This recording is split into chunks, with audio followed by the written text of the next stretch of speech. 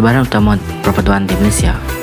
Yang pertama adalah diskriminisasi etnik, berlaku apabila wujud layanan tidak adil dalam sektor ekonomi dan sosial. Untuk yang kedua, persangka dan stereotip, tanggapan negatif terhadap kaum lain tanpa mengetahui kaum itu. Untuk yang ketiga adalah konflik budaya dan agama, perbezaan nilai hidup sering dicabar apabila tiada semangat toleransi yang tinggi. Untuk rujukan buku, saya mengambil daripada Syamsul Amri Baharudin 2012 yang mengatakan secara mendalam tentang struktur sosial dan cabaran integrasi di Malaysia. Untuk rujukan jurnal, saya mengambil daripada Mansur Muhammad Nur 2012, itu berkaitan dengan menganalisis bagaimana prasangka menjadi penghalang utama kepada perpaduan kaum. Seterusnya, slide ini pula menunjukkan situasi sebenar perpaduan kaum dalam komuniti masyarakat. Di Malaysia, masyarakat yang terdiri daripada pelbagai kaum hidup dalam satu kawasan perumahan dan sering menjalankan aktiviti komuniti bersama-sama. Contohnya, seperti gotong royong, sambutan perayaan dan aktiviti di Dewan Komuniti. Aktiviti seperti ini dapat mengeratkan hubungan serta memupuk semangat perpaduan antara penduduk. Walau bagaimanapun, kadang-kadang boleh berlaku salah faham antara kaum disebabkan kurangnya komunikasi dan sikap toleransi. Konflik kecil boleh terjadi apabila sesetengah penduduk tidak memahami atau keperluan masyarakat lain. Sebagai contoh, sambutan perayaan yang menggunakan muzik terlalu kuat boleh mengganggu jiran dan menyebabkan perselisihan faham. Oleh sebab itu, masyarakat perlu bekerjasama untuk menjaga keharmonian komuniti agar perpaduan terus dipelihara dan masyarakat hidup aman dan harmoni. Slide ini menunjukkan perpaduan kaum di media sosial. Ini platform seperti Facebook, Instagram, TikTok dan X menjadi tempat orang ramai berkongsi pendapat dan maklumat. Media sosial juga membantu masyarakat pelbagai kaum berhubung dengan mudah, sekaligus mengeratkan hubungan dan meningkatkan persefahaman. Namun begitu, media sosial juga boleh memberi kesan negatif jika disalahgunakan.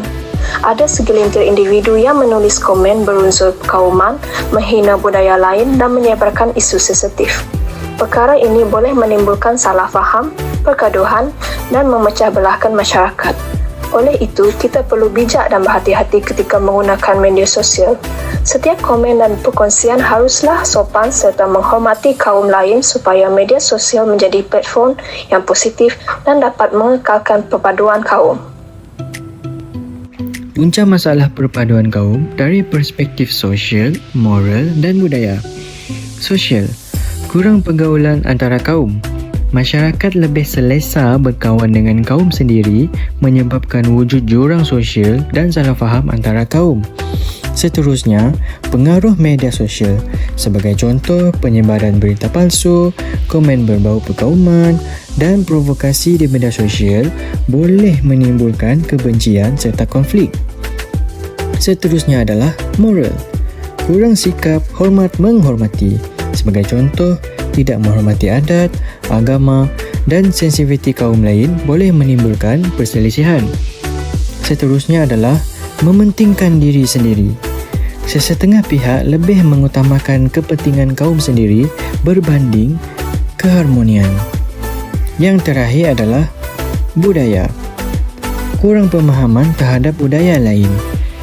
Masyarakat yang tidak memahami adat dan tradisi kaum lain mudah membuat salah tafsir. Yang terakhir, kurangnya penglibatan dalam aktiviti kebudayaan bersama.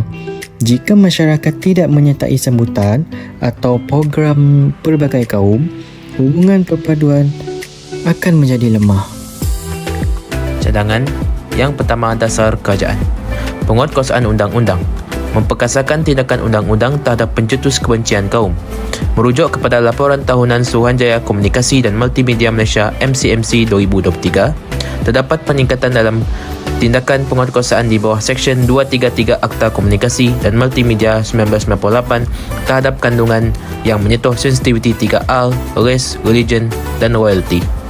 Yang kedua, peranan masyarakat. Pemerkasaan rukun tetangga KRT menjadikan KRT sebagai tempat untuk aktiviti silang budaya, bukan sekadar untuk menjaga keselamatan dan kebajikan masyarakat.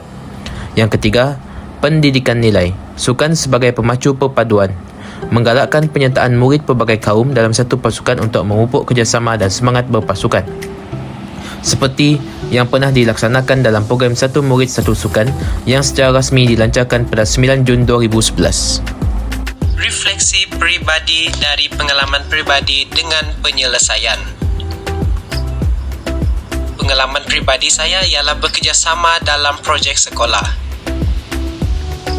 Saya pernah bekerjasama dengan rakan berlainan kaum semasa projek sekolah. Pada awalnya, kami kurang berkomunikasi kerana perbezaan bahasa dan cara kerja. Jadi, penyelesaiannya ialah namun melalui pembincangan dan sikap saling menghormati, kami berjaya menyiapkan tugasan dengan baik. Jadi, pengajaran yang kita dapat dari masalah peribadi ini ialah pengalaman ini mengajar saya bahawa perpaduan dapat dibina melalui bekerjasama dan komunikasi yang baik. Itu saja, thank you.